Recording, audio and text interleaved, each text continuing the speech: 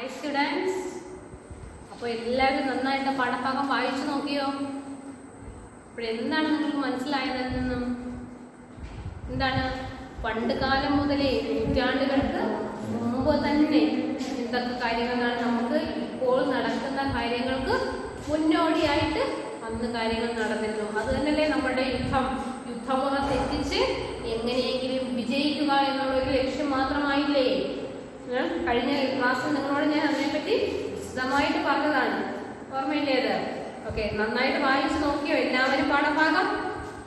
Okay, അപ്പോഴെന്താണ് നമ്മളുടെ ഈ ഭാരതകഥ, മഹാഭാരത കഥ എന്താണ് പറയുന്നത്? അന്ന് നടന്ന കാര്യങ്ങൾ മാത്രമല്ല, ഇനി ഭാവിയിൽ വരാനിരിക്കുന്ന കാര്യങ്ങളെ പറ്റിയും പറയുന്നില്ലേ? വരാനിരിക്കുന്ന കാര്യങ്ങളെ പറ്റിയാണ് നാം പറഞ്ഞിരിക്കുന്നത്. അതുപോലെ തന്നെയല്ലേ നമ്മൾ ഇപ്പോഴും നമുക്ക് ഈ ലോകത്ത് ചുറ്റും, നമ്മുടെ സഹോദരങ്ങൾക്ക് ചുറ്റും, ഈ ലോകത്തിന് ചുറ്റും നമുക്ക് സംഭവിക്കുന്നത് അത് തന്നെയാണ്. അതിന് മുന്നോടിയായിട്ടാണ് അന്ന് മഹാഭാരതം കഥയൊക്കെ നടന്നിരിക്കുന്നത്. ഇതൊക്കെ തന്നെയല്ലേ നമ്മളുടെ പുരാണങ്ങൾ എന്ന് പറയുന്നത്. അപ്പോൾ ചുമ്മാ അതൊക്കെ വെറുതെ ഇപ്പം നമുക്ക് തന്നെ വേണമെങ്കിൽ പറയുമോ അത് വെറുതെ ഇരുന്നപ്പോൾ ആരോ എഴുതിയതായിരിക്കും എന്ന് വേണമെങ്കിൽ നിങ്ങൾക്ക് പറഞ്ഞൂടെ? പക്ഷെ അങ്ങനെയല്ല കാര്യങ്ങൾ. എന്താണ് ഇപ്പോൾ നടക്കുന്ന കാര്യങ്ങൾ പണ്ട് പുരാതന കാലം മുതൽ തന്നെ ഇവിടെ നടന്നു വന്നിരുന്നതിന്റെ പിന്തുടർച്ചയായിട്ട് വരുന്ന കാര്യങ്ങളാണ് എല്ലാം. ഓക്കെ, അപ്പൊ ബാക്കി പാഠഭാഗത്തിലേക്ക് ശ്രദ്ധിച്ചേ മക്കളെ. നോക്കിയേ, ഈ അറുകൊലയുടെ കഥ പിറ്റേന്ന് രാവിലെ പാണ്ഡവരുടെ അടുക്കലെത്തി. പിറ്റേ ദിവസം രാവിലെയാണ്. രാവിലെ വരെ ഏകദേശം യുദ്ധം നടക്കുകയല്ലായിരുന്നു അവിടെ. പിറ്റേ ദിവസം രാവിലെ എന്താണ് ഈ അറുകൊലയുടെ കഥ പിറ്റേന്ന് രാവിലെ പാണ്ഡവരുടെ അടുക്കലെത്തി. യുധിഷ്ഠിരൻ പെട്ടെന്ന് മോഹാലസ്യപ്പെട്ടു. യുധിഷ്ഠിരൻ എന്ത് ചെയ്തു? പെട്ടെന്ന് മോഹാലസ്യപ്പെട്ടു. അത് തീർന്നുണർന്നപ്പോൾ അദ്ദേഹം നിർഭേദമായി. എന്താണ് ഇത് കേട്ടൊരവസ്ഥ കേട്ട് കഴിഞ്ഞപ്പോൾ എന്താണ് പെട്ടെന്ന് മോഹാലസ്യപ്പെടുക എന്ന് വെച്ചാൽ എന്താണോ? നമ്മുടെ ബോധം നശിക്കുക, അബോധാവസ്ഥയിലായി പോവുക. അങ്ങനെ മോഹാലസ്യപ്പെട്ടു. അത് തീർന്നുണർന്നപ്പോൾ അദ്ദേഹത്തിനും നിർവേദമായി വെച്ചാൽ ഒന്നും മനസ്സിലാകാത്ത ഒരവസ്ഥയായിപ്പോയി. എന്താണ് സംഭവിച്ചത് എന്ന് മനസ്സിലാക്കാൻ പറ്റാത്ത ഒരു അവസ്ഥ, നിർവേദമായി. പല കാലമായി പല കഷ്ടപ്പാടും സഹിച്ച് വല്ലപാടും ഇന്നലെ കൈനേടിയ ഈ മഹാവിജയം പകൽ വെളിച്ചത്തിൽ ഒന്ന് നോക്കിക്കാണുവാൻ ഇടകിട്ടും മുമ്പേ ഇതാ ഒരു പരാജയമായിരിക്കുന്നു. എന്താണ് അദ്ദേഹത്തിന് വന്ന ഏറ്റവും വലിയ സങ്കടം? എന്താണ്? അവര് ജയിച്ചു വന്നതല്ലേ? അവര് ദുര്യോധനെ വരെ അടിച്ചു വീഴ്ത്തിയിട്ട് അവര് ജയിച്ചു നിൽക്കുന്ന അവസരമായിരുന്നു അല്ലേ? ആ ജയിച്ചു നിൽക്കുന്ന അവസരത്തിലല്ലേ രാത്രിയിൽ കയറി ശിബിരത്തിൽ കയറി എല്ലാവരെയും കൊന്നു കളഞ്ഞത്? ആണ്. ആ ഒരു അവസരത്തിൽ കയറി എല്ലാവരെയും അങ്ങ് കൊന്നു കളഞ്ഞു. അപ്പോഴെന്താണ്? ജയിച്ചു എന്ന് വെച്ചാൽ ജയം തങ്ങൾക്ക് കിട്ടിക്കഴിഞ്ഞു എന്ന് വിശ്വസിച്ചിരുന്നു. 100% ഉറപ്പാക്കിയിരുന്ന ആ ഒരു സന്ദർഭത്തിൽ, ഉറപ്പായിരുന്ന ആ ഒരു സന്ദർഭത്തിൽ എന്താണ് സംഭവിച്ചത്? പെട്ടെന്ന് കാര്യങ്ങൾ തലകുത്തനെ മറിഞ്ഞു, തലകീഴായി മറിഞ്ഞു. എന്ത് സംഭവിച്ചു? രാത്രി കയറി മൊത്തം ആൾക്കാരെ കൊന്നൊടുക്കിയിട്ട് പോയി. പിന്നെ അതിനേക്കാൾ വലിയൊരു അവസ്ഥ വരാനുണ്ടോ? ഇല്ല. അത്രയ്ക്കൊരു വളരെ ഇതായിപ്പോ. എന്താണ്? അത് കേട്ട് കഴിഞ്ഞപ്പോഴത്തേക്കും അദ്ദേഹം മോഹാലസ്യപ്പെടുക. മോഹാലസ്യപ്പെടുക എന്ന് വെച്ചാൽ അബോധാവസ്ഥയിലായി പോയി.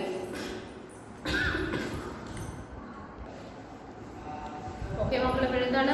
വളരെ ആഗ്രഹിച്ച് പല കാലമായി പല കഷ്ടപ്പാടും സഹിച്ച് വല്ലപാടും ഇന്നലെ കൈനേടിയ ആ മഹാവിജയം, അങ്ങനെ വളരെ കഷ്ടപ്പെട്ട് നേടിയെടുത്ത ആ മഹാവിജയം പകൽ വെളിച്ചത്തിൽ ഒന്ന് നോക്കിക്കാണാൻ ഇടകിട്ടും മുമ്പേ എന്താണ് പകൽ വെളിച്ചത്തിൽ ആ ഒരു ജയിച്ചു നിൽക്കുന്ന ആ ഒരു ജയിച്ചിരിക്കുമ്പോഴൊന്നും അതെല്ലാം സ്വന്തമാവുകയല്ലേ?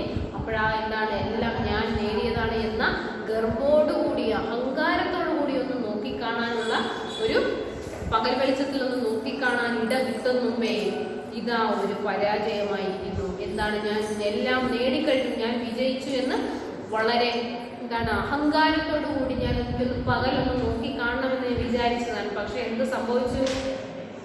അതിനു മുമ്പേ കാര്യങ്ങളെല്ലാം മാറി മറിഞ്ഞു. അതെന്താ ഒരു പരാജയമായിരിക്കുന്നു. അതെല്ലാം ഒരു പരാജയമായി തീർന്നിരിക്കുന്നു. മനസ്സിലായോ? നോക്കിയേ, ഈ അറുകൊലയുടെ കഥ പിറ്റേന്ന് രാവിലെ പാണ്ഡവരുടെ അടുക്കലെത്തി. യുധിഷ്ഠിരൻ പെട്ടെന്ന് മോഹാലസ്യപ്പെട്ടു. മോഹാലസ്യപ്പെടുക എന്ന് വെച്ചാൽ എന്താണ്? ബോധം കെടുകയാണ്. മോഹാലസ്യപ്പെട്ടു.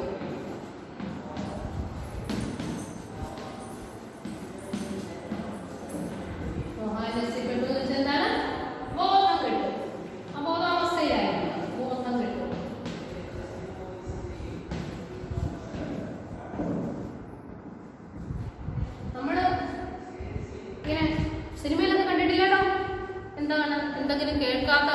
സഹിക്കാൻ പറ്റാത്ത കാര്യങ്ങൾ കാണുമ്പോഴത്തേക്ക് പല നായകന്മാരോ നായികമാരോ ഒക്കെ ഹീറോയിൻസ് ഒക്കെ എന്താണ് ബോധാവസ്ഥയിലാവും. അതുപോലെയാണ് നമുക്ക് ഇവിടെയും സംഭവിച്ചത്. ഈ ഒരു കേൾക്കാൻ പാടില്ലാത്ത ഒരു കാര്യം കേട്ട് കഴിഞ്ഞപ്പോൾ എന്താണ് മോഹാലസ്യപ്പെട്ടു, അബോധാവസ്ഥയിൽ ആയിരുന്നു. കണ്ടോ, ഇതൊരു പരാജയമായിരുന്നു. മഹാവിജയം പകൽ വെളിച്ചത്തിൽ ഒന്ന് നോക്കിക്കാണുവാൻ ഇടകിട്ടും മുമ്പേ ഇതാ ഒരു പരാജയമായിരിക്കുന്നു. ബാക്കി നോക്കിക്കേ. ജയോ യമ ജയോഗാരോ ജയസ്തസ്മാൻ പരാജയ. ഒരു സംസ്കൃതത്തിലെ ഒരു ശ്ലോകമാണ് കേട്ടോ. ജയോ യമ ജയാകാരോ ജയസ്തസ്മാൻ പരാജയ.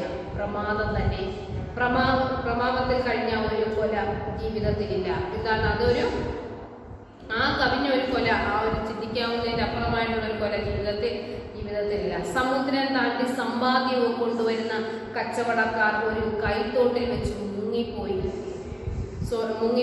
മരിച്ചവരോ സ്വർഗത്തിലായി. ഇതെന്താണ് സംഭവിച്ചത്? ഇത് ആ ഒരിക്കലും വിശ്വസിക്കാൻ പറ്റാത്ത പ്രമാദമായിട്ടുള്ള, നമുക്കൊരിക്കലും എന്താണ് ചരിത്രത്തിൽ പോലും വിശ്വസിക്കാൻ പറ്റാത്തൊരു തിരിമറിയല്ലേ ഇവിടെ നടന്നത് അല്ലേ? ജയിച്ചു എന്ന് കരുതി സന്തോഷിച്ചിരിക്കുന്ന സമയത്താണ് പെട്ടെന്ന് നിസ്സാരമായിരുന്നോ സംഭവം വന്ന് പരാജയമായി പോയി. അതിനെന്താണ്, ഇതിനോടാണ് പറഞ്ഞിരിക്കുന്നത് ചേർത്ത്? സമുദ്രം താണ്ടി സമ്പാദ്യവും കൊണ്ടുവരുന്ന കച്ചവടക്കാർ. ഒരു സമുദ്രം എന്ന് വെച്ചാൽ നമ്മൾ കടൽ, ആ സമുദ്രങ്ങളില്ലേ, ആ സമുദ്രവും താണ്ടി സമ്പാദ്യവും കൊണ്ടുവരുന്ന കച്ചവടക്കാർ. സമ്പാദ്യവുമായിട്ടുള്ള ധനങ്ങൾ, സമ്പത്തുമായിട്ട് വരുന്ന കച്ചവടക്കാരെന്താണ്? സമുദ്രമാണ് താണ്ടി വരുന്നത്. ഏറ്റവും വലിയ നമുക്ക് കടൽ അറിയാമല്ലോ, നോക്കത്താ ദൂരത്തോളം പരന്നു കിടക്കുന്ന സംഭവമാണ് കടൽ, സമുദ്രമൊക്കെ. ആ സമുദ്രം താണ്ടി സമ്പാദ്യവും കൊണ്ടുവരുന്ന കച്ചവടക്കാർ ഒരു കൈത്തോട്ടിൽ വെച്ച് മുങ്ങിപ്പോയി. എന്നിട്ട് എന്താണ്, ഇത്രയും വലിയ സമുദ്രം നീന്തി കടന്നു വരുന്ന ആളുകൾ ഒരു കൈത്തോട്, ഒരു ചെറിയ തോടിന്റെ അവിടെ വെച്ച് മുങ്ങിപ്പോയി അല്ലേ? അതുപോലൊരവസ്ഥയല്ലേ അങ്ങനെ സംഭവിച്ചിരിക്കുന്നത് ഇവിടെ. ഒരു കൈത്തോട്ടിൽ വെച്ച് മുങ്ങിപ്പോയി. അതേപോലെ അവസ്ഥ എന്താണ്, ഇത്രയും കഠിനമായിട്ടുള്ള പരിശ്രമത്തിലൂടെ ഇത്രയും വലിയ യുദ്ധം ജയിച്ചിരിക്കുകയാണ്. ജയിച്ചു വന്നിട്ട് ഒരു നിസ്സാരപ്പെട്ട ഒരു സംഭവത്തിലൂടെ പരാജയമായി പോയി. അതാണ് പറയുന്നത്, സമുദ്രം താണ്ടി സമ്പത്ത് കൊണ്ടുവരുന്നത്. സമുദ്രം താണ്ടി സമ്പത്തുമായിട്ട് വരുന്നത് എന്ത് സംഭവിച്ചു? വന്നിട്ട് ഒരു കൈത്തോട്, കുറച്ച് വെള്ളം മാത്രം, ഒരാൾക്ക് തന്നെ ഈസി ആയിട്ട് നടന്നു പോകാവുന്ന ഒരു ഭാഗമാണ് കൈത്തോട്. ആ കൈത്തോട്ടിൽ വെച്ച് എന്ത് സംഭവിച്ചു? കൈത്തോട്ടിൽ വെച്ച് മുങ്ങിപ്പോയി. എല്ലാ സമ്പാദ്യവും ആ ഒരു കൈത്തോട്ടിൽ വെച്ച് മുങ്ങിപ്പോയി. മരിച്ചവരോ സ്വർഗത്തിലായി. കണ്ടോ, ആ മരിച്ച ആളുകൾ അത്രയും എവിടെത്തി? സ്വർഗത്തിൽ എത്തി. മരിച്ചവരോ സ്വർഗത്തിൽ ആയി. ഇനി പാഞ്ചാലിയുടെ സ്ഥിതി എന്താവും? എന്താണ് പാഞ്ചാലി? ആ പഞ്ചപാണ്ഡവരുടെ ഭാര്യയാണ് പാഞ്ചാലി. ദ്രൗപദി എന്നൊക്കെ നമ്മൾ പറയുന്നത് ഞാൻ കഴിഞ്ഞ ദിവസങ്ങളിൽ പറഞ്ഞു. പാഞ്ചാലിയുടെ സ്ഥിതി എന്താവും? വൃദ്ധനായ അച്ഛനും സഹോദരന്മാരും മക്കളും എല്ലാം മരിച്ചിട്ട്. കഷ്ടമല്ലേ? വൃദ്ധനായിട്ടുള്ള അച്ഛനും, പാഞ്ചാലിയുടെ അച്ഛൻ, വൃദ്ധനായിട്ടുള്ള അച്ഛനും, പിന്നെന്താണ് സഹോദരന്മാരും. പാഞ്ചാലിയുടെ സഹോദരനല്ലേ ദൃഷ്ടദ്യുമ്നൻ, ആ സഹോദരന്മാരും മക്കളും എല്ലാം മരിച്ചിട്ട് ആ എല്ലാവരും പാഞ്ചാലിയുടെ ബന്ധുക്കളായിട്ടുള്ള ആളുകൾ എല്ലാവരും മരിച്ചു കഴിഞ്ഞു. അവരുടെ സ്ഥിതി എന്താകും? ഇതിലും കണ്ടോ പറയുന്നത്? ഇതിനെ പറ്റിയാ പറയുന്നത്? സഹോദര സ്നേഹം. കണ്ടോ, ആ ഒരു സഹോദര സ്നേഹം ബന്ധത്തെ പറ്റി പറയുന്നില്ലേ? അതാണ് ഭാരതീയ ഇതിഹാസത്തിൽ തന്നെ നിലനിൽക്കുന്ന ആ ഒരു സഹോദര സ്നേഹം ഉണ്ട് ഇതില് അല്ലേ? അതുപോലെ തന്നെ നിലനിൽക്കുന്ന ശത്രുതയുമുണ്ട്. ബന്ധുക്കൾ തമ്മിലുണ്ട്, ശത്രുതയുണ്ട്. ഓക്കെ, ബാക്കി നോക്കിയേ മക്കളെ. എന്താണ് പറയുന്നത്? പ്രമാദം തന്നെ. പ്രമാദത്തിൽ കഴിഞ്ഞ ഒരു കൊല ജീവിതത്തിലില്ല. സമുദ്രം താണ്ടി സമ്പാദ്യവും കൊണ്ടുവരുന്ന കച്ചവടക്കാർ ഒരു കൈത്തോട്ടിൽ വെച്ച് മുങ്ങിപ്പോയി. വളരെ പ്രധാനപ്പെട്ട ഒരു സെന്റൻസ് ആണ് ഇതിനകത്ത് കേട്ടോ, ശ്രദ്ധിച്ചോളണം. സമുദ്രം താണ്ടി സമ്പാദ്യവും കൊണ്ടുവരുന്ന കച്ചവടക്കാർ ഒരു കൈത്തോട്ടിൽ വെച്ച് മുങ്ങിപ്പോയി. മരിച്ചവരോ സ്വർഗത്തിലായി. ഇനി പാഞ്ചാലിയുടെ സ്ഥിതി എന്താവും? വൃദ്ധനായ അച്ഛനും സഹോദരന്മാരും മക്കളുമെല്ലാം മരിച്ചിട്ട് എല്ലാവരും ആ കൊലക്കളത്തിലെത്തി. എവിടെത്തി? കൊലക്കളത്തിൽ. അതായത് എവിടെയാണ്? ആ യുദ്ധക്കളം. അതല്ലേ, യുദ്ധക്കളം ഒരു കൊലക്കളമാണ്. പിന്നെ വേറെ എന്താണ്? ഒരു ശിബിരം. അവരെല്ലാവരും താമസിക്കുന്ന ഒരു പാളയമില്ലേ, ആ ശിബിരം, അതാണ്. അപ്പോഴെന്താണ് ഇവരെത്തിയത്? എവിടാണ്? ഇവരുടെ കൊലക്കളത്തിലാണ്, അതായത് ഇവരുടെ ശിബിരത്തിലാണ് അവരെത്തിയത്. നമ്മളെ ദൃഷ്ടദ്യുമ്നനെയൊക്കെ കൊന്നില്ലേ, ആ ഒരു സ്ഥലത്താണ് ഇവരെത്തിയത്. എല്ലാവരും ആ കൊലക്കളത്തിലെത്തി. ദ്രൗപദി മോഹാലസ്യപ്പെട്ട് വീണു. കഷ്ടം. നേരത്തെ വീണതാരാണ്? യുധിഷ്ഠിരനായിരുന്നു വീണത്. ഇപ്പോഴാരാണ് വീണത്? ദ്രൗപദി, പാഞ്ചാലി. മോഹാലസ്യപ്പെട്ട് വീണു. മോഹാലസ്യപ്പെടുക എന്ന് വെച്ചാൽ എന്താണ്? ബോധം കെടുക എന്നാണ് അർത്ഥം. ദ്രൗപദി മോഹാലസ്യപ്പെട്ട് വീണു. ഭീമസേനൻ ചെന്ന് താങ്ങി. അവൾ സാനുജനായ യുധിഷ്ഠിരനെ നോക്കി പറഞ്ഞു. എന്താണ്? സഹോദരനാണ് യുധിഷ്ഠിരൻ.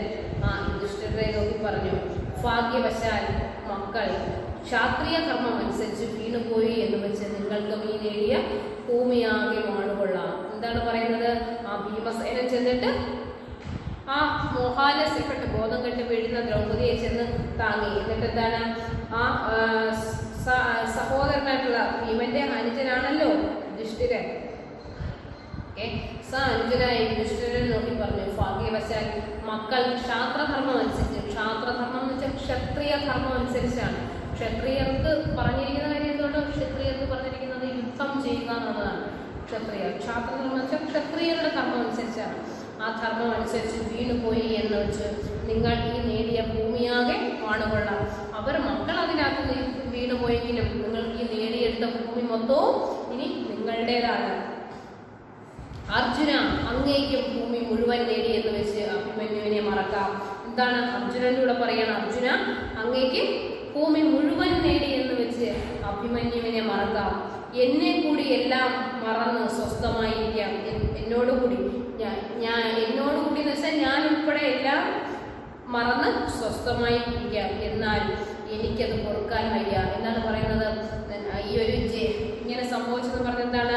ആ ഭൂമി മുഴുവൻ നേടിയെന്ന് അഹങ്കരിച്ച് അവിടെ നിങ്ങൾക്ക് കഴിയാൻ പറ്റും. പിന്നീട് എന്താണ്? അഭിമന്യുവിനെ മറക്കാം. പിന്നെന്താണ്? എന്നെ കൂടി അങ്ങ് മറന്നിട്ട് നിങ്ങൾക്ക് സ്വസ്ഥമായിട്ട് ഇരിക്കാം. പക്ഷേ എനിക്കത് പൊറുക്കാൻ വയ്യ. ആർക്കാണ്?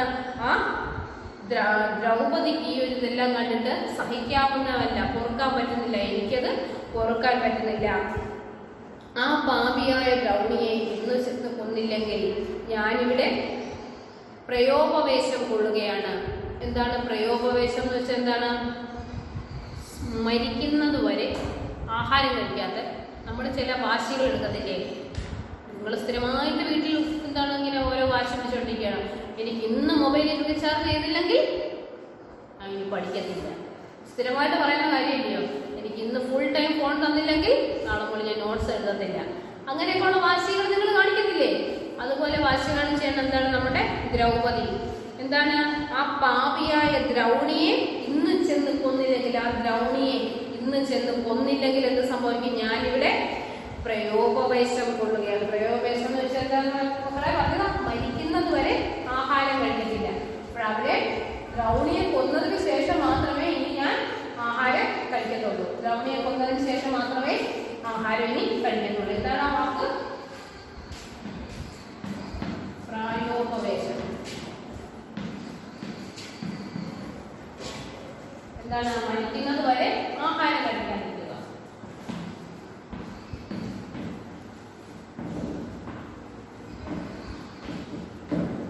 മരിക്കുന്നത് വരെ ആഹാരം കഴിക്കാതിരിക്കുക.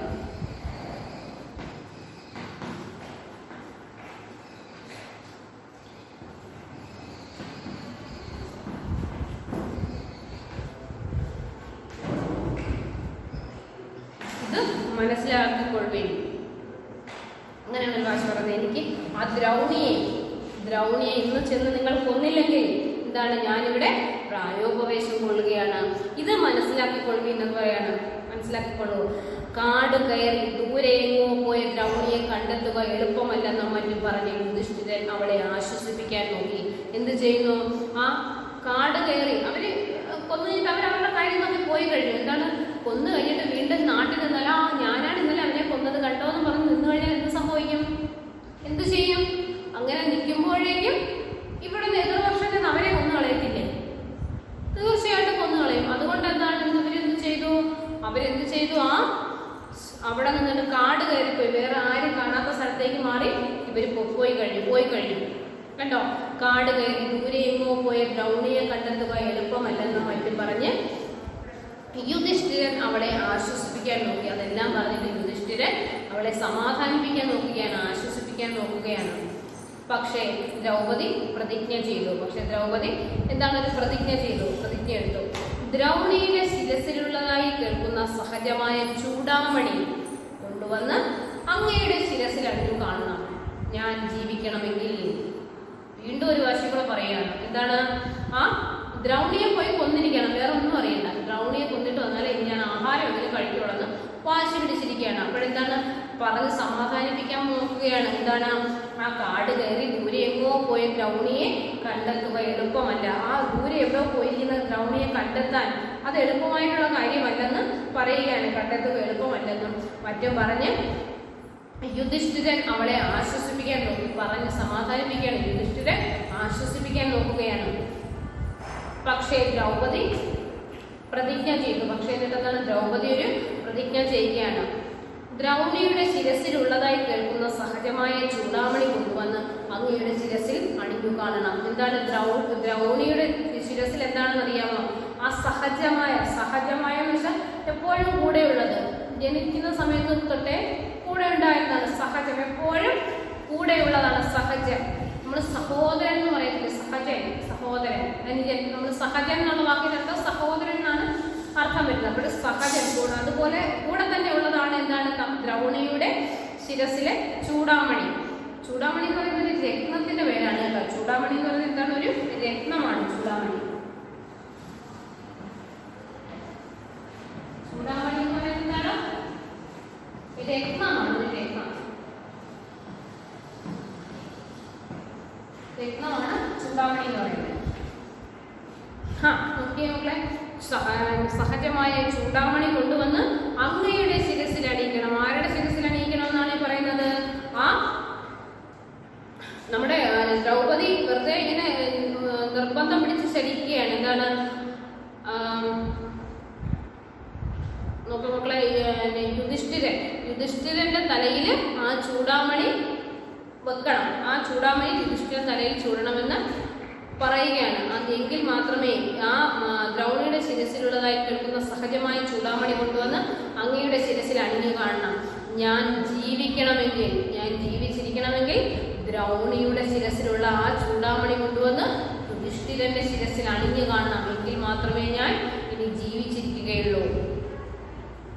തന്റെ ആ നിശ്ചയം നിറവേറ്റാൻ അവൾ ഭീമനെ പ്രോത്സാഹിപ്പിച്ചു. ആ ഒരു നിശ്ചയം, തന്റെ മനസ്സിലുള്ള ആ ഒരു ആഗ്രഹം നിറവേറാൻ വേണ്ടിയിട്ട് എന്താണ്?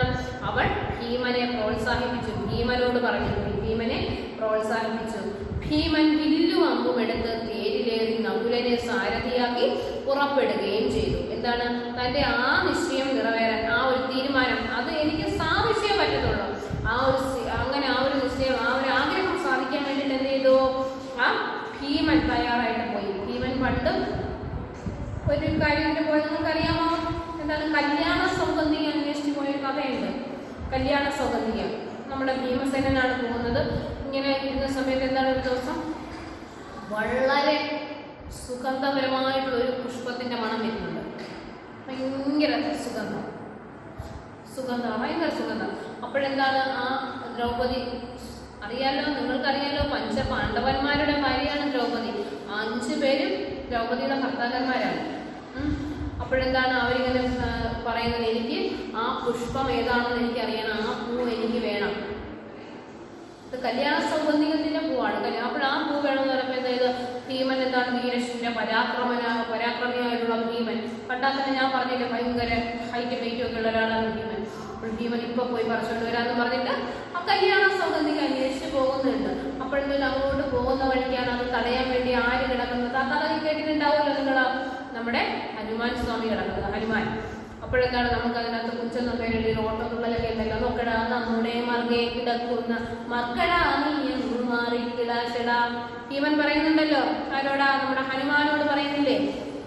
അതൊക്കെ നിങ്ങൾ കേട്ടിട്ടും ടിവിയിലൊക്കെ കണ്ട കഥയൊക്കെ കേട്ടിട്ടുള്ളതായിരിക്കും.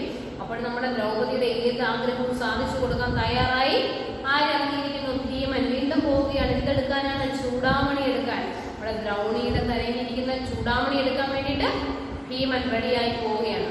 അല്ലേ? ആരാണ് സാരഥി? സാരഥി എന്ന് പറയുന്ന ആരാണോ? തേര് തെളിക്കുന്ന ആളാണ് സാരഥി എന്ന് പറയുന്നത്. അപ്പോഴെന്താണ്? ആ ഭീമൻ വില്ലും അമ്പും എടുത്ത്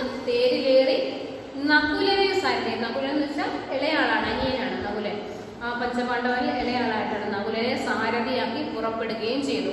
സാരഥി എന്ന് വെച്ചാൽ സാരഥി, തേരാളി. നമ്മൾ വണ്ടി ഓടിക്കുന്നതാണ് സാരഥി എന്ന് പറയും. അപ്പൊ നിങ്ങൾ വേണമെങ്കിൽ കേട്ടോ, കൊല്ലത്തുണ്ട് സാരഥി മോട്ടോഴ്സ്. ആ സാരഥി അറിയത്തില്ലേ? ആ സാരഥി നമ്മുടെ തേരാളി, നമ്മളുടെ വാഹനം ഓടിക്കുന്ന ആൾ. ആ ഒരു അർത്ഥത്തിലായിരിക്കാം അവർ ഇപ്പോൾ സാരഥി എന്നുള്ള കമ്പനി നെയിം എടുത്തത്. സാരഥി സാരഥി വെച്ചാൽ അർത്ഥം എന്താണ്? നിങ്ങളെ തേരാളിയാണ്. സാരഥി എന്ന് വെച്ചാൽ തേരാളിയാണ്. അപ്പോൾ നമ്മൾ ഭീമൻ ആരെയാണ് തേരാളിയാക്കി കൊണ്ടുപോയത്? നകുലനെ തേരാളിയാക്കി പുറപ്പെടുകയും ചെയ്തു. അപ്പോൾ നകുലനെ തേരാളിയാക്കിയിട്ട് പുറപ്പെടുകയാണ്.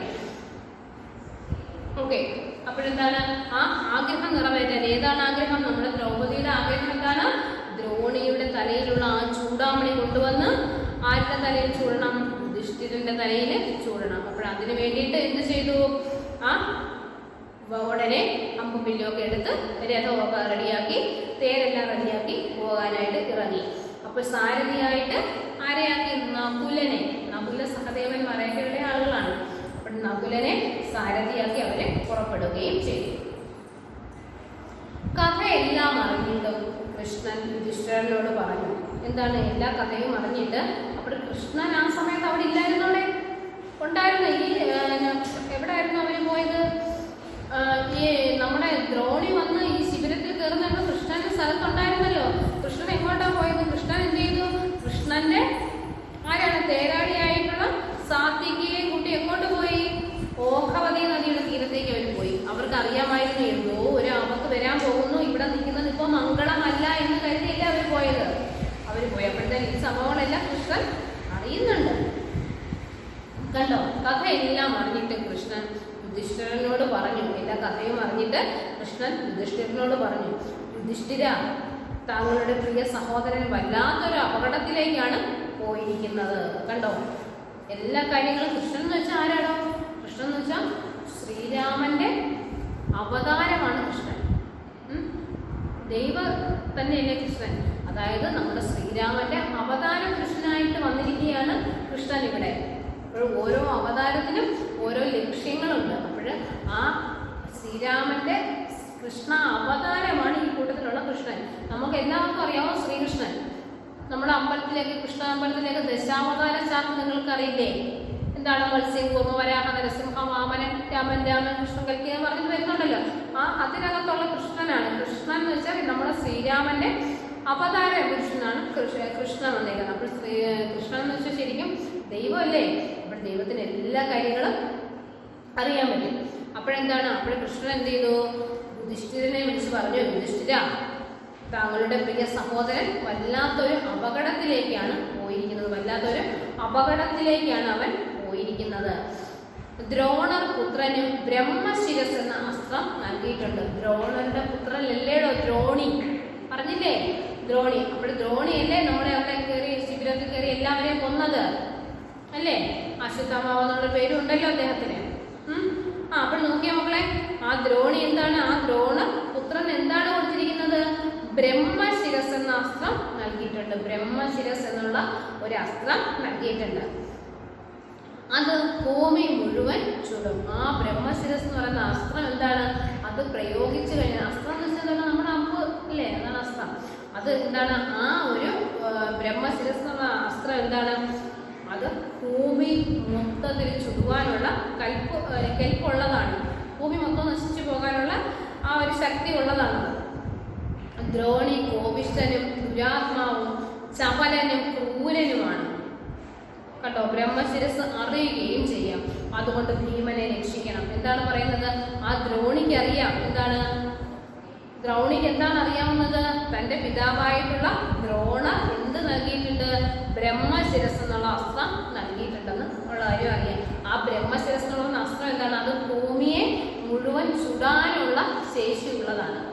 നമ്മളുടെ ഇപ്പോഴത്തെ ബോംബുകളൊക്കെ ഇല്ലേടോ? ഇല്ലേ?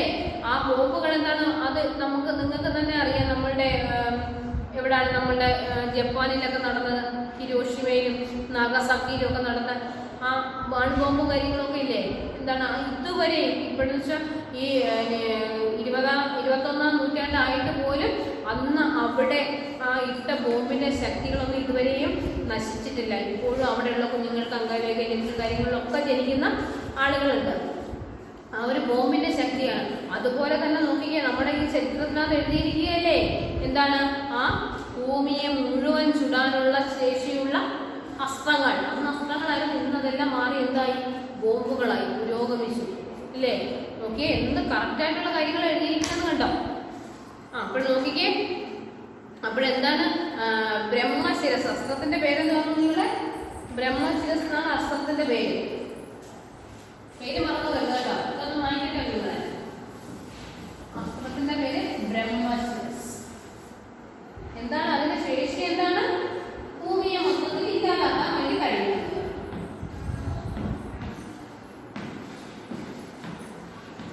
ബ്രഹ്മശിരസ് അസ്ത്രത്തിന്റെ പേരാണ് കേട്ടോ. ആ അസ്ത്രം പ്രയോഗിച്ചു കഴിഞ്ഞാൽ ഭൂമിയെ മുഴുവൻ ഇല്ലാതാക്കാൻ വേണ്ടി കേൾപ്പുണ്ട്. അപ്പോഴാരാണ് പറയുന്നത്? കൃഷ്ണൻ ആരോടാണ് ഇത് പറയുന്നത്? യുധിഷ്ഠിരനോടാണ് പറയുന്നത്. കൃഷ്ണൻ യുധിഷ്ഠിരനോടാണ് പറയുന്നത്. എന്താണ് പറയുന്നത്? താങ്കളുടെ പ്രിയ സഹോദരൻ വല്ലാത്തൊരു അപകടത്തിലേക്കാണ് പോയിരിക്കുന്നത്. ദ്രോണപുത്രന് ബ്രഹ്മശിരസ് എന്ന അസ്ത്രം നൽകിയിട്ടുണ്ട്. അത് ഭൂമി മുഴുവൻ ചുടും. ദ്രൗണി കോപിഷ്ഠനും ദുരാത്മാവും ചപലനും ക്രൂരനുമാണ്. അപ്പോഴാ ദ്രൗണി ആരാണ്? ദ്രൗണി ആ ദ്രോണരുടെ പുത്രനല്ലേ ദ്രൗണി. ആ ദ്രൗണിയുടെ സ്വഭാവം എന്താണെന്നാ പറയുന്നത്? കോപിഷ്ഠനും, ഭയങ്കരമായിട്ടുള്ള കോപിഷ്ഠനാണ്. കോപിഷ്ഠനും ദുരാത്മാവ്, എന്താണ് ഒരു അഹങ്കാരം, ആ ഒരു ദുരാത്മാവ്. ആ ദുരാത്മാവ് ചപലനും ക്രൂരനുമാണ്. ആ ചപലനും ക്രൂരനും ഒക്കെ ആയോണ്ടല്ലേടോ രാത്രി ശിബിരത്തിൽ കയറി അവിടെ ഉള്ള ആളുകളെ എല്ലാം കൊന്നു കളഞ്ഞത്. മനസ്സിൽ എന്തെങ്കിലും ഒരു നന്മയുടെ അംശം ഉണ്ടായിരുന്നെങ്കിൽ അങ്ങനെ ഉറങ്ങിക്കിടക്കുന്ന ആൾക്കാരെ കയറി കൊല്ലുമായിരുന്നു? കൊല്ലത്തില്ലായിരുന്നു അല്ലേ? അങ്ങനെ ചെയ്യില്ലായിരുന്നു. അപ്പോഴെന്താണ് ചപലനും ക്രൂരനും കോപിഷ്ഠനും ദുരാത്മാവുമായിട്ടുള്ള ദ്രൗണിയാണ്. ആ ദ്രൗണി എന്താണ്? ആ ദ്രൗണിക്ക് നന്നായിട്ട് അറിയുകയും ചെയ്യാം തന്റെ പിതാവ് തനിക്ക് ബ്രഹ്മാസ്ത്രം നൽകിയിട്ടുണ്ടെന്നാണ്, ആ ഒരു വരം നൽകിയിട്ടുണ്ടെന്നുള്ള കാര്യം ഈ ദ്രൗണിക്ക് നന്നായിട്ട് അറിയുകയും ചെയ്യാം. അതുകൊണ്ട് ഭീമനെ രക്ഷിക്കണം. അതുകൊണ്ട് ഭീമനെ രക്ഷിക്കണം. ആരാണ് പറയുന്നത്? കൃഷ്ണൻ ആരോടാണ് പറയുന്നത്? യുധിഷ്ഠിരനോടാണ് പറയുന്നത്. ഒന്ന് നോക്കിയ മക്കളെ ഒരു പാരഗ്രാഫ്. കഥയെല്ലാം അറിഞ്ഞ് കൃഷ്ണൻ യുധിഷ്ഠിരനോട് പറഞ്ഞു, യുധിഷ്ഠിര, താങ്കളുടെ പ്രിയ സഹോദരൻ വല്ലാത്തൊരു അപകടത്തിലേക്കാണ് പോയിരിക്കുന്നത്. ദ്രോണപുത്രന് ബ്രഹ്മശിരസ് എന്ന അസ്ത്രം നൽകിയിട്ടുണ്ട്. ദ്രോണർ എന്താണ്? പുത്രന് ബ്രഹ്മശിരസ് എന്ന അസ്ത്രം നൽകിയിട്ടുണ്ട്. അത് ഭൂമി മുഴുവൻ ചുടും. അത് ഭൂമി മുഴുവൻ ചുടും. ദ്രൗണി കോപിഷ്ഠനും ദുരാത്മാവും ചപലനും ക്രൂരനുമാണ്. ആ ദ്രൗണി ആരാണെന്ന് പറയുന്നത്? ദ്രൗണി കോപിഷ്ഠനും ദുരാത്മാവും ചപലനും ക്രൂരനുമാണ്. ബ്രഹ്മശിരസ് അറിയുകയും ചെയ്യാം. ബ്രഹ്മശിരസ് ആ ഒരു അസ്ത്രം നൽകുന്ന കാര്യം അദ്ദേഹത്തിന് അറിയുകയും ചെയ്യാം. അതുകൊണ്ട് തന്നെ ഭീമനെ രക്ഷിക്കണം. അതുകൊണ്ട് ഭീമനെ രക്ഷിക്കണം. ഓക്കെ മക്കളെ, ബാക്കി നോക്കിക്കേ, ശ്രദ്ധിച്ചേ. ഉടനെ കൃഷ്ണ യുധിഷ്ഠിര അർജുനാദികൾ ആരൊക്കെയാണ്? കൃഷ്ണ യുധിഷ്ഠിര അർജുനാദികൾ എപ്പോഴും കൃഷ്ണനും യുധിഷ്ഠിരനും അർജുനനും ആദികളെ പേര് അവരെല്ലാവരും കൂടി ആരൊക്കെയാണ്? കൃഷ്ണനും യുധിഷ്ഠിരനും അർജുനൻ മുതലായ ആളുകൾ. പഞ്ചപാണ്ഡവരും കൂടെ കൃഷ്ണനും ഉണ്ട്. എന്താ പഞ്ചപാണ്ഡവർ എല്ലാവരും ഉണ്ടോ? ഇല്ല, രണ്ടുപേരും പോയിരിക്കുകയാണ്. ഭീമനും നകുലനും പോയിരിക്കുകയാണ്. എന്തിന്? ചൂടാമണി എടുക്കാൻ വേണ്ടിയിട്ട്. എന്താണ്? കൃഷ്ണ യുധിഷ്ഠിര അർജുനാദികളെ പേരും കൂടി കൃഷ്ണന്റെ തേരിൽ പിന്തുടർന്നു ചെന്നു. അപ്പോൾ അവരെല്ലാവരും കൂടി കൃഷ്ണന്റെ തേരിൽ കയറി ആരുടെ പുറകെ? നമ്മുടെ ഭീമന്റെയും നകുലന്റെയും പുറകെ പോവുകയാണ്. കൃഷ്ണന്റെ തേരിൽ പിന്തുടർന്നു ചെന്നു. അവർ ക്ഷണത്തിൽ വഴിക്ക് വെച്ച് ഭീമനെ കണ്ടെത്തിയെങ്കിലും ക്രോധയുക്തരായ അദ്ദേഹത്തെ തടഞ്ഞു നിർത്താൻ കഴിഞ്ഞില്ല. അപ്പോഴെന്താണ്? അവര് ഇതിന്റെ തൊട്ട് പുറകെ തന്നെ പോയി പോകുന്ന വഴിക്ക് എന്താണ്? ആ ക്ഷണത്തിൽ ആ വഴിക്ക് അപ്പോൾ തന്നെ വഴിയിൽ വെച്ച് ഭീമനെ കണ്ടെത്തിയെങ്കിലും എന്തോ ക്രോധദീപ്തനായ എന്ന് വെച്ചാൽ ക്രോധത്തിൽ ജ്വലിക്കുന്നവനായിട്ടുള്ള പാഞ്ചാലി. ഞാൻ പറഞ്ഞില്ലേ, പാഞ്ചാലി ദ്രൗപദിക്ക് ഒരു കാര്യം പറഞ്ഞു കഴിഞ്ഞാൽ എന്താണ്? എന്ത് വില കൊടുത്ത ഭീമനത് സാധിച്ചിരിക്കണം. പണ്ട് ഞാൻ പറഞ്ഞില്ലേ, എന്ത് തിരക്കി പോയതാ? കല്യാണ സൗഗന്ധികം തിരക്കി പോയത്. അതുപോലെ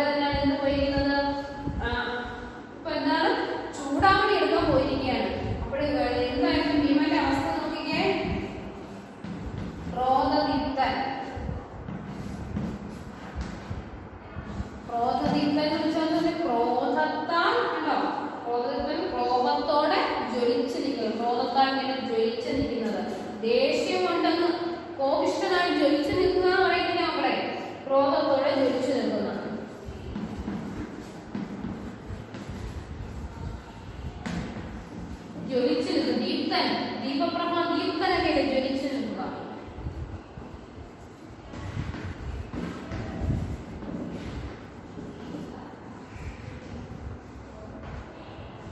കോപത്തോടെ ജ്വലിച്ചു നിൽക്കുക.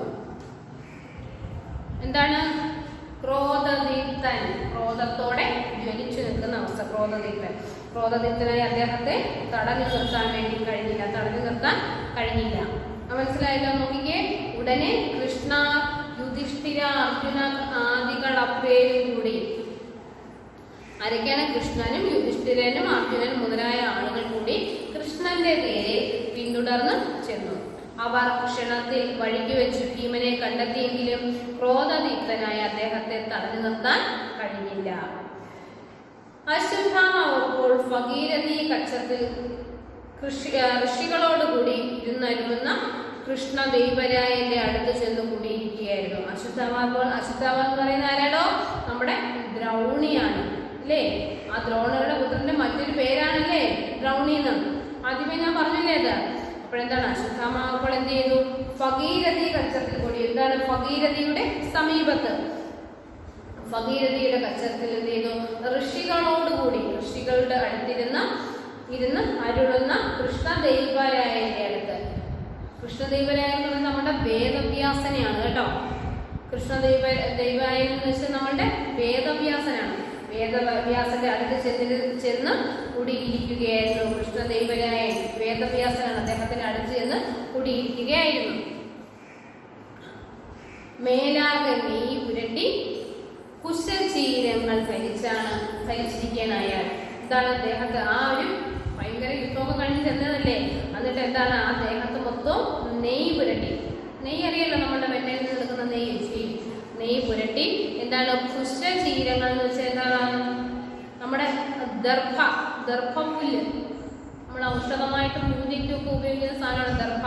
ആ ദർഭപ്പുല്ല്, ചീരകൾ എന്ന് പറയുന്നത് എന്താണോ? ആ മരത്തിന്റെ തോലുണ്ടല്ലോ, മരത്തിന്റെ തൊലി ഉണ്ടല്ലോ, മരത്തിന്റെ തോല്, അതൊക്കെ പുരട്ടിയിരിക്കുന്നു. കുശചീരങ്ങൾ എന്ന് പറഞ്ഞാൽ എന്താണോ? കുശചീരങ്ങൾ.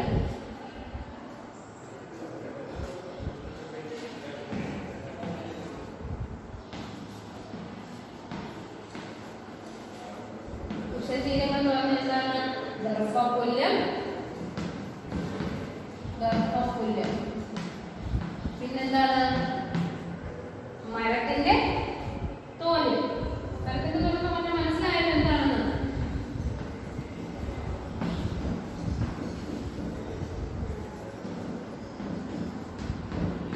മരത്തിന്റെ തോല്.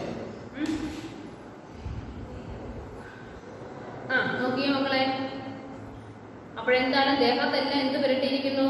മേലാകെ നെയ്യ് പുരട്ടി കുശചീരങ്ങൾ ധരിച്ചിരിക്കുകയാണ് അയാൾ. ആ ഒരു ദർഭയുടെ പുല്ലും മരത്തിന്റെ തോലും ഒക്കെ ധരിച്ചിരിക്കുകയാണ് അയാൾ. വില്ലേന്തി കയർത്തു വരുന്ന ഭീമനെയും പിന്നാലെ കൃഷ്ണ യുധിഷ്ഠിരനായവരെയും കണ്ട് വ്യഥിതനായി ആ ബ്രഹ്മശിരസ് തന്നെ പ്രയോഗിക്കാൻ ഉറച്ചു. അപ്പോഴെന്താണ്? ബ്രഹ്മശിരസ് എന്ന് പറയുന്ന അസ്ത്രം അദ്ദേഹത്തിനുള്ളതായിട്ട് അദ്ദേഹത്തിന് അറിയാമല്ലോ. അപ്പോഴെന്താണ്? ഈ ദേഷ്യപ്പെട്ട് കയറി വരുന്ന ദേഷ്യപ്പെട്ട് വില്ലേന്തി, അമ്പും വില്ലും ഒക്കെ ആയിട്ടാണ് കയറി വരുന്നത്. ആ വില്ലേന്തി കയറി വരുന്ന ഭീമനെയും, അപ്പോൾ ഭീമൻ മുൻപേ തന്നെ ചെല്ലുകയാണ്, വില്ലും അമ്പും ഒക്കെ ആയിട്ട് കയറി ചെല്ലുകയാണ്. ആ ഭീമനെയും പിന്നാലെ ചെല്ലുന്ന കൃഷ്ണ യുധിഷ്ഠിരാദികളെയും, കൃഷ്ണനും യുധിഷ്ഠിരനും എല്ലാം തൊട്ട് കുറേ പോകുകയല്ലേ, അവരെ എല്ലാവരെയും കണ്ട് വ്യഥിതനായി, വ്യഥിതനാവുക, ദുഃഖിക്കുക, വ്യഥിതനാവുക, വ്യാധി ദുഃഖം എന്ന് നമ്മൾ പറയത്തില്ലേ, വ്യാധി, വ്യഥിതൻ, വ്യഥിതൻ ഇതിൽ നിന്നാവുക എന്താണ്? ദുഃഖിതനാവുക, ദുഃഖിതൻ. എല്ലാവരും കൂടെ കണ്ടു കഴിയുമ്പോൾ എന്താ പറഞ്ഞ സങ്കടം, തലേദിവസം രാത്രി ചെയ്തതൊന്നും മറന്നുപോയില്ലല്ലോ അല്ലേ? നോക്കിയേ, കണ്ടു വ്യഥിതനായി ആ ബ്രഹ്മശിരസ് തന്നെ പ്രയോഗിക്കുക. അപ്പോഴെന്താണ്? എന്തുവാണ്? എല്ലാവരും കൂടി ഒരുമിച്ച് നേരിടാൻ വന്നിരിക്കുകയാണ്. പഞ്ചപാണ്ഡവരെല്ലാവരും ഉണ്ട്, പോരാത്തതിന് കൂടാറുണ്ട്, കൃഷ്ണനും ഉണ്ട്. അപ്പോഴെന്താണ്? എല്ലാവരും കൂടി വരുന്നപ്പോഴത്തേന് ആ വ്യഥിതനായിട്ട് എന്താണ്? ആ ബ്രഹ്മശിരസ് തന്നെ പ്രയോഗിക്കാൻ ഉറപ്പിച്ചു. ആ ബ്രഹ്മശിരസ് എന്ന് പറഞ്ഞ ആ ഒരു അസ്ത്രം തന്നെ പ്രയോഗിക്കാൻ വേണ്ടി ഉറപ്പിച്ചു. ഇടം കൈ കൊണ്ട് ഒരു പുൽക്കൊടി എടുത്ത് ആ ദിവ്യാസ്ത്രം ആപതിച്ച് ആ പാണ്ഡവായ എന്ന് പറഞ്ഞു വിട്ടു. എന്താണ്? അപ്പോൾ വേഗം എന്ത് ചെയ്തു? ഇടത് കൈ കൊണ്ട് ഒരു പുൽക്കൊടി എടുത്തു. അസ്ത്രം എന്ന് വെച്ചാൽ ആ ബ്രഹ്മശിരസ് എന്ന് പറഞ്ഞ അസ്ത്രം കയ്യിലുണ്ടെന്ന് പറഞ്ഞാൽ അത് എപ്പോഴും എൻ്റെ കയ്യിൽ ബ്രഹ്മശിരസ് ഉണ്ടെന്ന് പറഞ്ഞാൽ കൈ പിടിച്ചുകൊണ്ട് നടക്കുകയല്ല. പകരം എന്താണ്? അത് എന്താണ്? ഒരു പുൽക്കൊടി എടുത്താൽ ആ മന്ത്രം ചൊല്ലി വിട്ടാൽ മതി. അത് കണ്ടിട്ടുണ്ടോ? നമ്മൾ ആ മഹാഭാരത സീരിയലിനകത്തൊക്കെ കാണുന്നത് എന്താണ്? നമ്മൾ ഭൂമിക്കത്തൊക്കെ ഉണ്ടല്ലോ, ഇങ്ങനെ നിന്ന് പ്രാർത്ഥിച്ചിട്ട് ഇങ്ങനെ കൊണ്ട് കാണിക്കുമ്പോഴത്തേനും കയ്യിൽ വന്നിരിക്കും ഒരു അമ്പ്. അതിങ്ങനെ അയ്യത്തില്ലേ? മനസ്സിലായോ? അപ്പോഴേ നമുക്കിങ്ങനെ വരം കിട്ടിയിരിക്കുന്ന അതൊന്നും നമ്മൾ കയ്യിൽ എപ്പോഴും പിടിച്ചുകൊണ്ട് നടക്കുന്നതല്ല. നമ്മൾ എപ്പോൾ പ്രാർത്ഥിക്കുന്നോ അപ്പോൾ നമുക്കത് കിട്ടുന്നതാണ്. അപ്പോഴെന്താണ് എടുത്തിരിക്കുന്ന? ഒരു പുൽക്കൊടിയാണ് എടുത്തത്. അപ്പോഴെന്താണ്? ഒരു പുൽക്കൊടി എടുത്തിട്ട് എന്ത് ചെയ്തു? ആ ദിവ്യാസ്ത്രം ആപതിപ്പിച്ച് ആ പാണ്ഡവായ എന്ന് പറഞ്ഞു വിട്ടു. എന്താണ് ആപതിപ്പിക്കുക എന്ന് വെച്ചാൽ എന്തുവാണ്? കൈകൊണ്ടിങ്ങനെ എടുക്കുകയാണ്. കൈകൊണ്ടിങ്ങനെ നമ്മളിങ്ങനെ വെച്ച് പ്രാർത്ഥിക്കത്തില്ലേ? നമ്മളിങ്ങനെ പ്രാർത്ഥിച്ചു അപ്പോൾ കൈകൊണ്ട് എന്നിട്ട് എന്താണ്? ആ പാണ്ഡവായ എന്ന് പറഞ്ഞ് വിട്ടു. ആ ഒരു പുൽക്കൊടി എടുത്തു. പുൽക്കൊടി ഇങ്ങനെ കയ്യിൽ വെച്ച് ഇങ്ങനെ പ്രാർത്ഥിച്ച് ആ പാണ്ഡവായ എന്ന് പറഞ്ഞിട്ട് ഈ അസ്ത്രവും ഇടുകയാണ്. അപ്പോഴെന്താണ് മനസ്സിലായ മക്കളെ? ആ ഒരു ബ്രഹ്മാസ്ത്രം പ്രയോഗിക്കുകയാണ്. ഇടം കൈ കൊണ്ട് ഒരു പുൽക്കൊടി എടുത്ത്. അപ്പോഴെന്താണ് വന്നിരിക്കുമ്പോൾ ഇടത് കൈ കൊണ്ട് ഒരു പുൽക്കൊടി എടുത്തിട്ട് അതിങ്ങനെ മുത്തിപ്പിടിച്ചിട്ട് എന്ത് പറഞ്ഞു? അത് കൈ കൊണ്ട് ഇങ്ങനെ പിടിച്ചിട്ടാണ് പറയുന്നത് ആ പാണ്ഡവായ എന്ന് പറഞ്ഞിട്ട്. എന്താണ്? പാണ്ഡവർ നശിച്ചു പോകട്ടെ എന്നാണ് പറയുന്നത്. ആ പാണ്ഡവർ നശിച്ചു പോകട്ടെ എന്ന് പറഞ്ഞ് ആ പുൽക്കൊടി വിട്ടു. ആ ഒരു അസ്ത്രമായിട്ട് വിട്ടു. ആ പുൽക്കൊടിമേൽ 3 ലോകവും എരിയിക്കാൻ പോകുന്ന തീ ഉളവായി. എന്താണ്? ആ പുൽക്കൊടിയുടെ അറ്റത്ത് എന്താണ്? 3 ലോകവും, അതായത് നമ്മുടെ ഭൂമി മൊത്തവും, ആ 3 ലോകവും എരിയിക്കാൻ പോകുന്ന തീ ഉളവായി. ആ 3 ലോകവും കത്തി ഭസ്മമാക്കാൻ വേണ്ടിയുള്ള ഒരു തീ അതിനകത്ത് ആ ഒരു പുൽക്കൊടിയിൽ ഉണ്ടായി കഴിഞ്ഞു. കണ്ടോ? ആ ഒരു പാരഗ്രാഫ് മനസ്സിലായോ? നോക്കിയ കുഞ്ഞുങ്ങളെ, അശ്വത്ഥാമാവോ ഭഗീരഥി കക്ഷത്തിൽ ഋഷികളോടുകൂടി ഇരുന്നരുളുന്ന കൃഷ്ണദേവിപായന്റെ അടുത്ത്, അതായത് വേദവ്യാസനാണ്, അടുത്ത് ചെന്ന് കുടിയിരിക്കുകയായിരുന്നു. മേലാകെ നെയ് പുരട്ടി കുശചീരങ്ങൾ ധരിച്ചിരിക്കുകയാണ് അയാൾ. ഇല്ലേന്തി കയർത്തു വരുന്ന ഭീമനെയും പിന്നാലെ കൃഷ്ണ യുധിഷ്ഠിരാദികളെയും കണ്ട് വ്യസ്തിതനായി ആ ബ്രഹ്മ ശിരസ് തന്നെ പ്രയോഗിക്കാൻ ഉറപ്പിച്ചു. ഇടം കൈ കൊണ്ടൊരു പുൽക്കൊടിയെടുത്ത് ആ ദിവ്യാസ്ത്രം ആപതിപ്പിച്ച് എന്താണ്? കൈകൊണ്ടിങ്ങനെ പിടിക്കുകയാണ്. ആപതിപ്പിച്ച് ആ പാണ്ഡവായ എന്ന് പറഞ്ഞു വിട്ടു. ആ പുൽക്കൊടിമേൽ 3 ലോകവും എരിയിക്കാൻ പോകുന്ന തീ ഉളവായി. ബാക്കി നോക്കിക്കേ. ദ്രൗണിയുടെ ഭാവം ആദ്യമേ കണ്ടറിഞ്ഞ കൃഷ്ണൻ അർജുനനോട് ദ്രോണർ ഉപദേശിച്ച അതേ അസ്ത്രം പ്രയോഗിക്കാൻ സമയമായെന്ന് പറഞ്ഞു. എന്താണ്? ദ്രൗണിയുടെ ഭാവം ആദ്യമേ കണ്ടറിഞ്ഞ കൃഷ്ണൻ. അപ്പോൾ ഈ ദ്രൗണിയുടെ ഈ ഭാവം കണ്ടറിഞ്ഞ കൃഷ്ണൻ എന്താണ്? ആ കൃഷ്ണൻ അർജുനനോട് ദ്രോണർ ഉപദേശിച്ച അതേ അസ്ത്രം പ്രയോഗിക്കാൻ സമയമാണെന്ന് പറഞ്ഞു. അപ്പോൾ ആ ദ്രൗണിയുടെ ഈ ഒരു ഭാവം കണ്ടപ്പോഴേ എന്താണ്? കൃഷ്ണന് മനസ്സിലായി മിക്കവാറും ബ്രഹ്മാസ്ത്രം തന്നെ വരുന്നതെന്നുള്ളത് അല്ലേ? അപ്പോഴെന്താണ്? അർജുനനോട് എന്താണ് പറഞ്ഞത്? ദ്രോണര് ഉപദേശിച്ച അതേ അസ്ത്രം തന്നെ തിരിച്ച് പ്രയോഗിക്കാൻ സമയമായെന്ന് പറഞ്ഞു. തിരിച്ച് ആ അസ്ത്രം പ്രയോഗിക്കാനുള്ള സമയമാണെന്ന് കൃഷ്ണൻ അർജുനനോട് പറഞ്ഞു. അർജുനൻ തേരിൽ നിന്ന് ഇറങ്ങി. അപ്പോഴെന്താണ്? അർജുനൻ ആ തേരിൽ നിന്ന് താഴെ ഇറങ്ങി. ആദ്യം ആചാര്യപുത്രനും പിന്നെ തനിക്കും സഹോദരന്മാർക്കുമെല്ലാം സ്വസ്തി ഭവിക്കട്ടെ എന്ന് പറഞ്ഞ് ഗുരുദേവതമാരെ വന്ദിച്ച് അസ്ത്രം കൊണ്ടടങ്ങട്ടെ എന്ന് മംഗളം സങ്കല്പിച്ച് അത് പ്രയോഗിച്ചു. അത് മറ്റേതുപോലെ കത്തിജ്വലിക്കുകയായി. എന്താണ്? അപ്പോഴെന്താണ്? അർജുനനോട് പറഞ്ഞു, നീ ബ്രഹ്മാസ്ത്രമാണ് അവിടെ പ്രയോഗിച്ചത്, നീയും അതുപോലൊരു അസ്ത്രം തിരിച്ച് പ്രയോഗിക്കാൻ ആരാണ് പറഞ്ഞത്? കൃഷ്ണൻ പറഞ്ഞു. കൃഷ്ണൻ ആരോട് പറഞ്ഞു? അർജുനനോട് പറഞ്ഞു. അപ്പോൾ അർജുനൻ എന്ത് ചെയ്തു? അർജുനൻ തേരിൽ നിന്ന് താഴെ ഇറങ്ങി. പിന്നെന്താണ്? ആദ്യം ആചാര്യപുത്രനും പിന്നെ തനിക്കും. ആചാര്യപുത്രനാരാ? ദ്രോണാചാര്യന്റെ പുത്രനാണ് അവിടെ വന്നിരിക്കുന്നത്, ദ്രൗണി അല്ലേ? ദ്രൗണിയുടെ വേറൊരു പേരെന്താണ് ഇവിടെ പറഞ്ഞിരിക്കുന്നത്? അശ്വത്ഥാമാവ്. അപ്പോഴെന്താണ്? ആദ്യം ആചാര്യപുത്രനും പിന്നെ തനിക്കും സഹോദരന്മാർക്കുമെല്ലാം സ്വസ്തി ഭവിക്കട്ടെ. അപ്പോൾ എല്ലാവർക്കും സ്വസ്തി, ഞാൻ കഴിഞ്ഞ ദിവസം പറഞ്ഞു അനുഗ്രഹം ഉണ്ടാവട്ടെ പറയത്തില്ലേ? ഇപ്പോൾ സ്വസ്തി ഭവിക്കട്ടെ എന്ന് പറഞ്ഞ് ഗുരുദേവതമാരെ വന്ദിച്ചിട്ട് ഗുരുദേവതന്മാരെ എല്ലാവരെയും ഗുരുക്കന്മാരെ എല്ലാവരെയും വന്ദിച്ചിട്ട് എന്താണ് അസ്ത്രം കൊണ്ട് അടങ്ങട്ടെ, ഒരസ്ത്രം മറ്റൊരസ്ത്രം കൊണ്ട് അടങ്ങട്ടെ എന്ന് മംഗളം സങ്കല്പിച്ച് അത് പ്രയോഗിച്ചു. ആ ഒരസ്ത്രം അസ്ത്രത്തിലൂടെ അത് ഒടുങ്ങട്ടെ എന്ന് മംഗള സങ്കല്പം വെച്ചാൽ നല്ലൊരു കാര്യം മനസ്സിൽ വിചാരിച്ച് അത് പ്രയോഗിച്ചു. അത് മറ്റേതുപോലെ കത്തിജ്വലിക്കുകയായി. അത് ആദ്യത്തെ അസ്ത്രം പോലെ കത്തിജ്വലിക്കുകയായി. ഇടിമുഴക്കവും മിന്നൽ പാളിച്ചയും ഭൂകമ്പവും സർവഭൂതങ്ങളും പേടിച്ചിരുന്നു. അപ്പോഴെന്താണ് ഒരസ്ത്രം മറ്റൊരസ്ത്രം ചെന്ന് നിങ്ങൾക്കറിയാലോ എന്താണ് ഭൂമി മൊത്തവും കത്തി ചാമ്പലാകാവുന്നതാണ് ആ ബ്രഹ്മാസ്ത്രം വരുന്നത്. അപ്പോൾ അതിനോട് അതേ ശക്തിയുള്ള തിരിച്ച് വേറൊരു അസ്ത്രം പ്രയോഗിച്ചിരിക്കുകയാണ് അർജുനൻ. അപ്പോൾ രണ്ട് തുല്യ ശക്തികൾ ചെന്ന് ഏറ്റുമുട്ടുമ്പോൾ എന്ത് സംഭവിക്കും? എന്തായാലും കുറെ പ്രശ്നങ്ങൾ അവിടെ ഉണ്ടാവും. അപ്പോൾ അതുപോലെയുള്ള പ്രശ്നങ്ങളാണ് ഇവിടെ ഉണ്ടായത്. എന്തൊക്കെയാണ്? ഇടിമുഴക്കവും മിന്നൽ പാളിച്ചയും ഭൂകമ്പവും. എന്താണ്? ഇടിമുഴക്കം ഉണ്ടായി, മിന്നൽ പാളിച്ചയും. എന്താണ്? മിന്നൽ, ഇടിയും മിന്നലും ഭൂകമ്പവും വരെ ഉണ്ടായി. ഭൂമിയെ നശിപ്പിക്കാനുള്ള അഗ്നിയുള്ളതല്ലായിരുന്നു അത് അല്ലേ ബ്രഹ്മാസ്ത്രം. അപ്പോൾ അതിനെ നശിപ്പിക്കാൻ അതിനേക്കാൾ ശക്തിയുള്ളതാണ് തിരിച്ചറിയുന്നത്. അപ്പോഴെല്ലാം കൊണ്ട് ഭൂകമ്പവും ഉണ്ടായി, സർവഭൂതങ്ങളും പേടിച്ചെടുത്തു. എല്ലാം ഇത് കേട്ട് ഭൂമിയിലുള്ള സർവഭൂതങ്ങളും എന്ത് ചെയ്തു? പേടിച്ച് വിഷമിച്ചു കേട്ടോ. അപ്പോൾ സർവഭൂതാത്മാവായ നാരദനും ഭാരത പിതാമഹനായ കൃഷ്ണദേവായനും ആ അസ്ത്രങ്ങൾക്ക് നടുകെ മറ്റു രണ്ട് അഗ്നികളെ പോലെ വന്നു നിന്നു.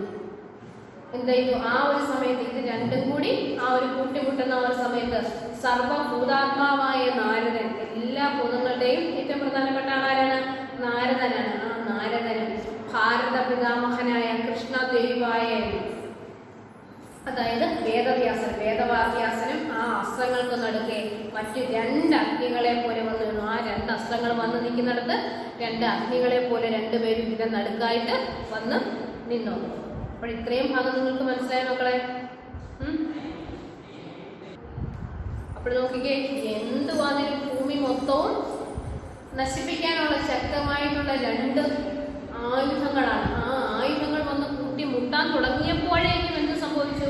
ഭൂമി മൊത്തവും ഇടിമുഴക്കവും മിന്നൽ പിണരും ഭൂകമ്പവും ഉണ്ടാവുകയാണ്. അതുകൊണ്ട് കൂട്ടിമുട്ടാൻ തുടങ്ങുന്നതേ ഉള്ളൂ. അപ്പോൾ ആ സമയത്ത് എന്താണ് സംഭവിച്ചത്? അപ്പോൾ സർവഭൂതാത്മാവായ നാരദൻ, എല്ലാവരെയും ഏറ്റവും മികച്ചതായിട്ടുള്ള എല്ലാ ഭൂതങ്ങളുടെയും ഏറ്റവും പ്രധാനപ്പെട്ട ആളായിട്ടുള്ള ആ നാരദനും, പിന്നെന്താണ് ഭാരത പിതാമഹനായ കൃഷ്ണദേവായനും, ആ ഭാരത പിതാമഹനായിട്ടുള്ള നമ്മുടെ വേദവ്യാസനല്ലേ മഹാഭാരതം എഴുതിയിരിക്കുന്നത്. അപ്പോൾ നോക്കിക്കേ, ഭാരത പിതാമഹനായ കൃഷ്ണദേവായനും ആ അസ്ത്രങ്ങൾക്ക് നടുക്ക് മറ്റ് രണ്ടും അഗ്നികളെ പോലെ വന്ന് നിന്നു. അതിന് ആ രണ്ട് അസ്ത്രങ്ങൾക്കും ഇടയിൽ രണ്ട് അഗ്നികളെ പോലെ വന്ന് ഇവർ രണ്ടുപേരും അവിടെ നിൽക്കുകയാണ് കേട്ടോ. രണ്ട് അഗ്നികളെ പോലെ വന്നു നിന്നു. അപ്പോൾ നമുക്ക് ഇന്നത്തെ എപ്പിസോഡ് നമുക്കിത് ഇവിടെ നിർത്താം. എല്ലാവരും നന്നായിട്ട് വായിച്ചു നോക്കണം, നന്നായിട്ട് പഠിക്കണം, നോട്ട്സും എല്ലാം നീറ്റായിട്ട് എഴുതണം. ഓക്കെ മക്കളെ, നമുക്കിനി അടുത്ത ക്ലാസ്സിൽ കാണാം. Okay, by.